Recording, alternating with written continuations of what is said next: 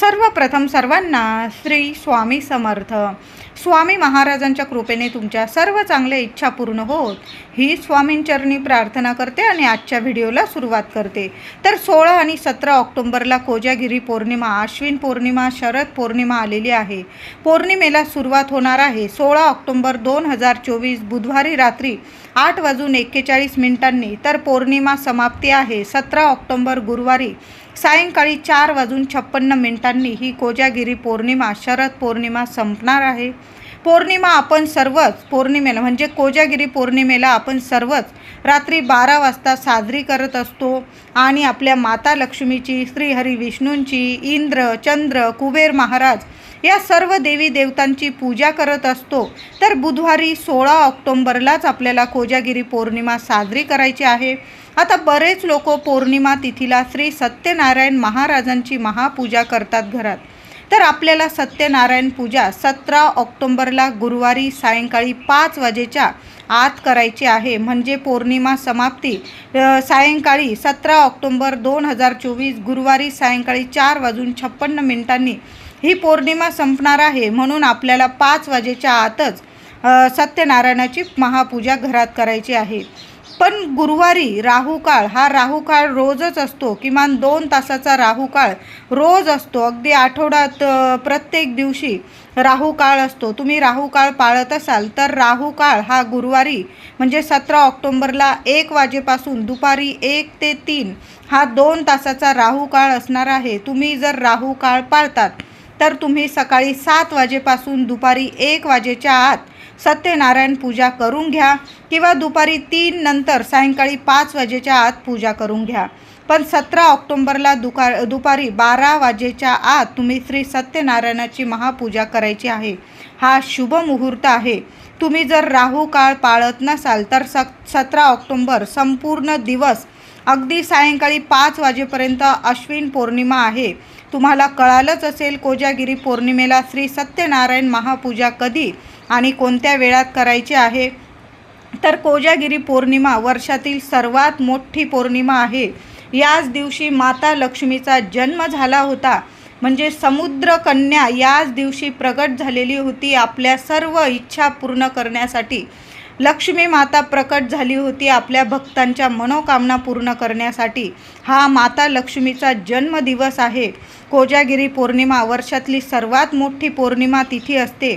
जशी आपण चैत्र पौर्णिमा आपल्या कुलदेवीच्या सेवेसाठी प्रभावित असते, आपण जशी सेवा करतो कुलदेवीची, तशी शरद पौर्णिमा, अश्विन पौर्णिमा, कोजागिरी पौर्णिमा ही तिथी माता लक्ष्मी आणि श्री विष्णूंच्या भगवान विष्णूंच्या सेवेसाठी खूप प्रभावी असते. तसेच इंद्रदेव, चंद्रदेव आणि कुबेर महाराज यांची सुद्धा सेवा जर या दिवशी आपण केली तर आपल्यासारखं भाग्यशाली या जगात कोणी नाही. तर कोजागिरी पौर्णिमेला आपल्याला काही खास उपाय आणि सेवा करायच्या आहे ज्यामुळे आपल्या घरातील अशांतता, गरिबी, दारिद्र्य, आजारपण दूर होते, नष्ट होते आणि आपल्याला माता लक्ष्मीसह श्री विष्णूंचा भरभरून आशीर्वाद मिळतो. अखंड लक्ष्मी नारायण कृपा करतात आपल्या घरात. कशाला कधी कमी पडत नाही. घरात सोन्यासारखे सुख येते, दिवस येतात. पैसा, सुख, ऐश्वर्य, आरोग्य आपल्याला प्राप्त होते. तर कोजागिरी पौर्णिमेला महिलांनो दोन्ही दिवस म्हणजे 16 ऑक्टोबर आणि 17 ऑक्टोबरला या दोन्ही दिवस घरदार, आपण तर रोजच घरदार स्वच्छ करतो, पण अमावस्या पौर्णिमेला आपण खास करून उपाय करत असतो. आपल्या घरात टापटीपणा ठेवत असतो. तशीच या पौर्णिमेला वर्षातली मोठी पौर्णिमा आहे महिलांनो. घरदार स्वच्छ ठेवा. मुख्य दारात उंबरठ्यावर हळदीचे लेपन करायला विसरू नका. दोन्ही दिवस करा. दाराला आंब्याचे तोरण किंवा आंब्याची डाहळी अवश्य लावा. या दिवशी सर्वांनी अंघोळीच्या पाण्यात थोडीशी हळद आणि 2 तुळशीची पानं टाकून, तुम्हाला मीठ टाकायचं असेल खडं मीठ तरी तुम्ही ते पण टाकू शकता, पण या 2 गोष्टी हळद आणि 2 तुळशीची पानं टाकून अंघोळ करायची. यामुळे काय होईल, तुमचा गुरु आणि शुक्र ग्रह इतका मजबूत होईल. देवी लक्ष्मीबरोबर आपल्या गुरूंचे पाठबळ कृपा मिळेल आपल्याला. आणि ज्या व्यक्तींवर सर्व देवी देवता आणि गुरूंची कृपा असते ती व्यक्ती जगात सर्वात भाग्यशाली ठरते. तिची सर्व इच्छा पूर्ण होते. म्हणून या दिवशी सर्वांनी अंघोळीच्या पाण्याचा हा उपाय नक्की करा. अगदी लहान मुलांपासून मोठ्या वयाच्या लोकांनी केला तरीही चालेल. सर्व सुख, शांती, आनंद, आरोग्य, ऐश्वर हवं असेल जीवनात तर हळद आणि तुळशीची पानं टाकून आंघोळ करायची आहे. सर्व शत्रुदोष, ग्रहदोष नष्ट होईल. मुलांना सुद्धा आईने हा उपाय करा. मुलांना लागलेली इडापिडा, नजरबाधा नष्ट होईल आणि मुलांची भरभरून प्रगती होईल. कोजागिरी पौर्णिमेला सकाळी आंघोळीनंतर घरात पाण्यात थोडंसं पाणी घ्या. त्यात गोमूत्र, गंगाजल, हळद, गुलाबजल या वस्तू टाकून संपूर्ण घरात हे पवित्र पाणी शिंपडून द्या. उंबरठ्यावर पण शिंपडून द्या. मग उंबरठा पुसून हळदीचे लेपन करायचे आहे. उंबरठ्याची देवघरातील देवांची पूजा करून झाल्यानंतर देवघरात मंगल कलश जरूर भरायचा आहे. तुमचा नारळ जर जुना असेल आणि चांगला असेल तर तोच जरी नारळ ठेवला तुम्ही तरीही चालेल. आणि तुम्हाला नवीन नारळाचा मंगल कलश भरायचा असेल तर सोन्यासारखा दिवस आहे कोजागिरी पौर्णिमा. या दिवशी तुम्ही नवीन नारळ घेऊन कलश भरला. काही वेळा महिलांना जर 4 दिवस असतील आणि नाही करता आला, मंगल कलश नाही भरता आला, तर पुरुष दादांनी सुद्धा देवघरातील देवांची कोजागिरी पौर्णिमेला संपूर्ण घरात आधी गोमूत्र शिंपडून घ्या आणि छान अशी देवांची स्वच्छ पाणी घ्यायचं आहे. ज्याला 4 दिवस असलेल्या महिलेचा हात लागला नसेल असं स्वच्छ पाणी घ्यायचं आहे आणि छान अशी पूजा करून घ्यायची आहे. आणि मंगल कलशसुद्धा स्थापन करायचा आहे. जुना नारळ असेल, चांगला असेल तोच ठेवला चालेल किंवा तुम्हाला नवीन नारळाचा मंगल कलश भरायचा असेल तरीही चालेल. तांब्याचा किंवा चांदीचा तांब्या घ्यायचा, स्वच्छ धुवून घ्यायचा, त्यात पाणी भरा स्वच्छ. रुपयाचं नाणं आणि 1 सुपारी टाकायची. हळद, कुंकू, अक्षता टाकायच्या. थोड्या दुर्वा असतील तर कलशात जरूर टाका.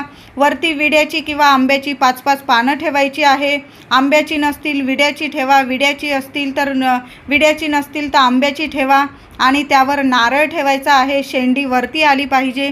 आणि मंगल कलशाच्या बाहेरील बाजूस तुम्हाला स्वस्तिक किंवा अष्टदिशांनी हळदी कुंकवाची बोटं लावायची आहे. माता लक्ष्मीचं नामस्मरण मंत्र जपायचा आणि ती हळदी कुंकवाची बोटं लावायची आणि तांदळाची रास करून त्या राशीवर एक कलश स्थापन करायचा आहे. अशी साधी सोपी मंगल कलशाची स्थापना कोजागिरी पौर्णिमेला अवश्य करा. पुरुष दादांनी करा, माझ्या मैत्रिणींनी करा, सगळ्यांनी मंगल कलशाची स्थापना आपल्या देवघरात ही झालीच पाहिजे. त्याचबरोबर आपण बुधवारी रात्री अश्विन पौर्णिमा, शरद पौर्णिमा, कोजागिरी पौर्णिमा 16 ऑक्टोंबरला रात्री 8:41 सुरू होईल आणि आपण 12 वाजता मसाला दुधाचा नैवेद्य चंद्राला दाखवतो. त्याआधी आपल्याला कोजागिरी पौर्णिमेची घरात पूजा मांडायची आहे. रात्री तुम्ही 11 वाजता जरी पूजेला मांडणी सुरुवात केली तरीही चालेल, कारण पूजा मांडायला थोडाफार वेळ लागतो. तर काय करायचं, एक पाट घ्यायचं. त्याआधी तुम्ही देवघराच्या बाजूला पण पूजा मांडू शकता किंवा हॉलमध्ये वगैरे मांडली तरी काही हरकत नाही.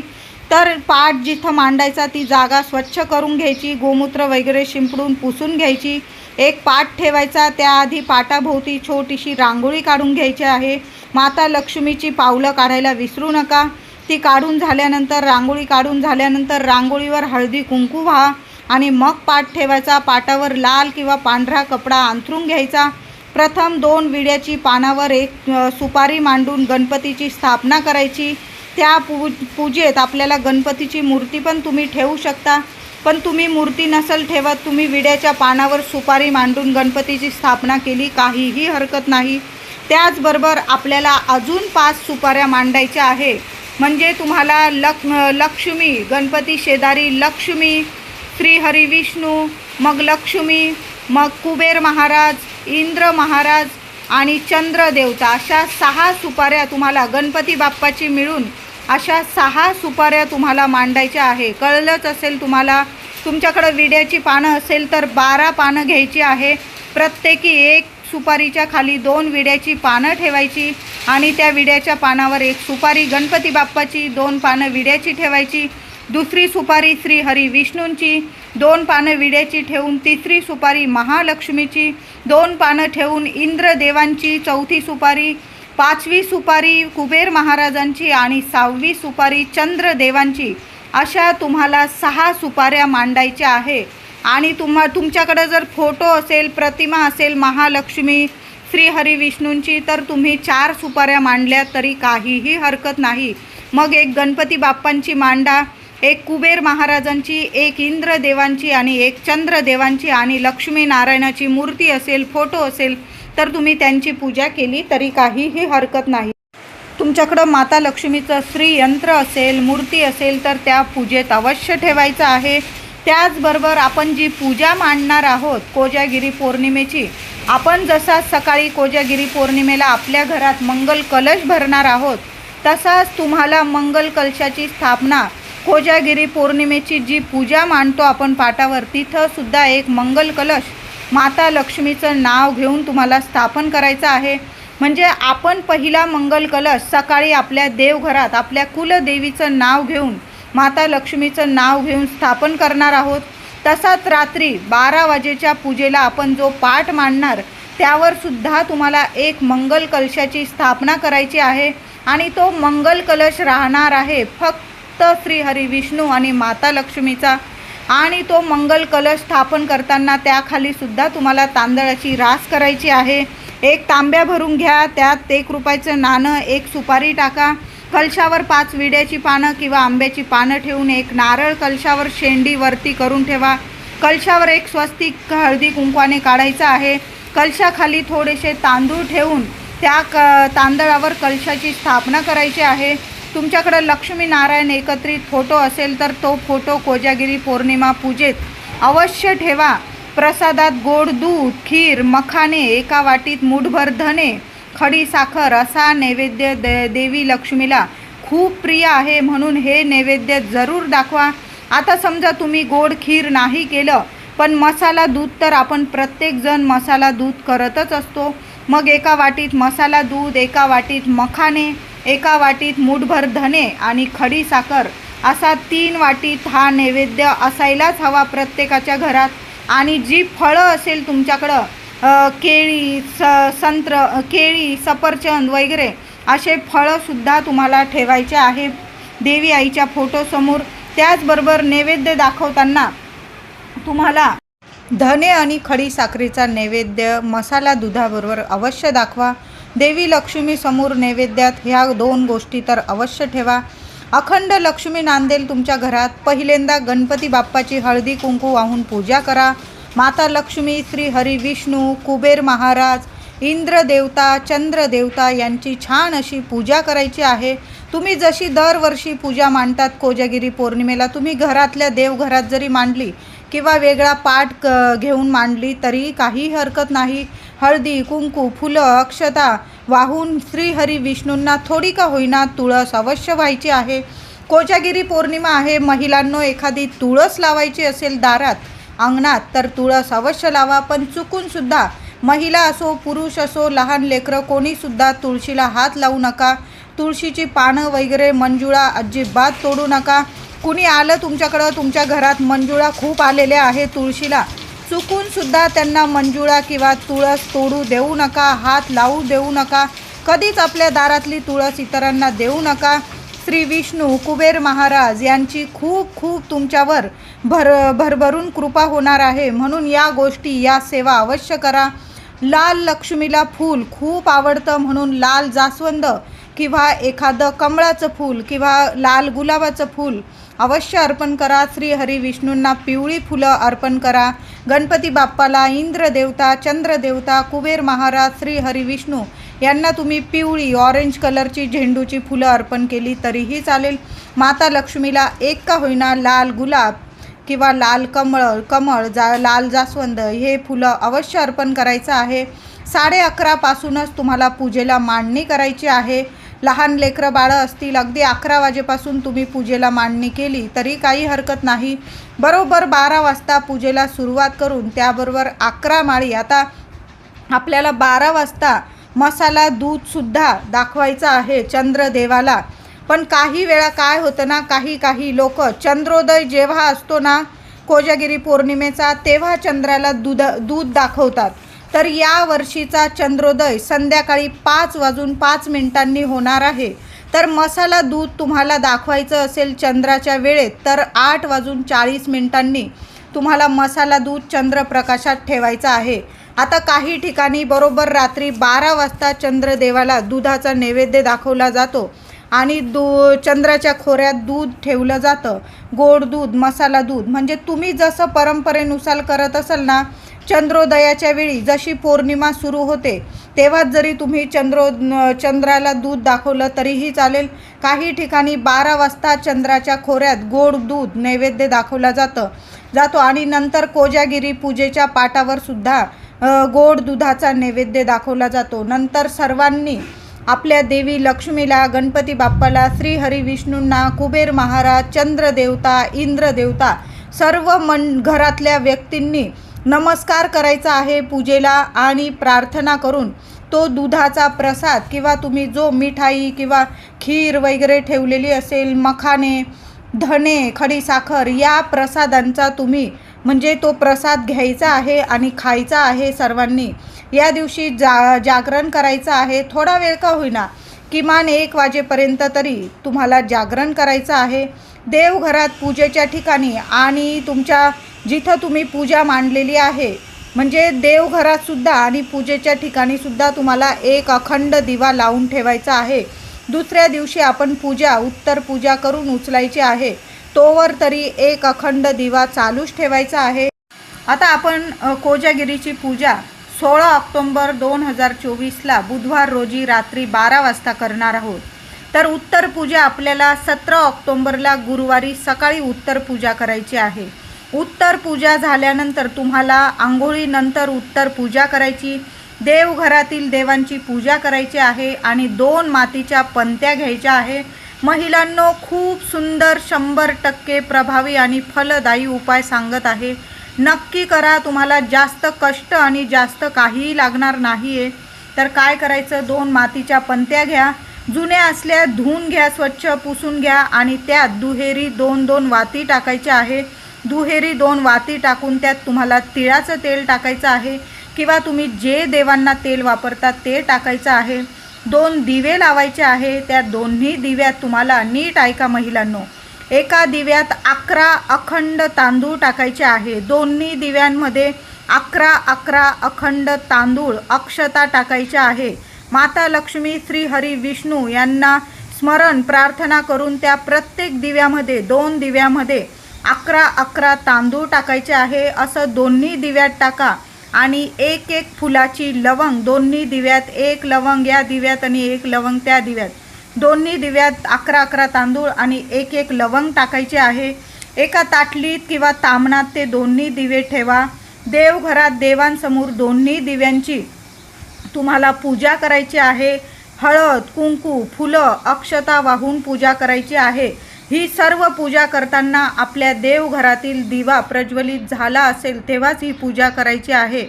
आपल्या देवांची पूजा करून घ्या. धूप, दीप, अगरबत्ती लावून मग हे दोन्ही दिवे लावून घ्यायचे आणि त्या दिव्यांची सुद्धा, दोन्ही दिव्यांची हळद, कुंकू, फुलं, अक्षता वाहून पूजा करायची. माता लक्ष्मीची पूजा करा. लक्ष्मी मातेला प्रार्थना करा. तुमची इच्छा सांगा, समस्या सांगा. ती समस्या दूर होण्यासाठी, म्हणजे तुम्हाला पैशांची समस्या असेल, घरात आर्थिक नुकसान होत असेल, आरोग्य नीट राहत नसेल, मुला-मुलींचे लग्न ठरत नसेल, संतान प्राप्ती होत नसेल, घरात कोणीतरी म्हणजे व्यसन करत असेल, घरात कटकट होत असेल, मुलाबाळांची चिंता असेल, तुमची प्रत्येक इच्छा दूर करणारा हा कोजागिरी पौर्णिमेचा 2 दिव्यांचा प्रभावी उपाय आहे. सर्व महिलांनी करायचा आहे. महिलांना काही प्रॉब्लेम असेल, माझ्या पुरुष दादांनी केला तरीही काहीही हरकत नाही.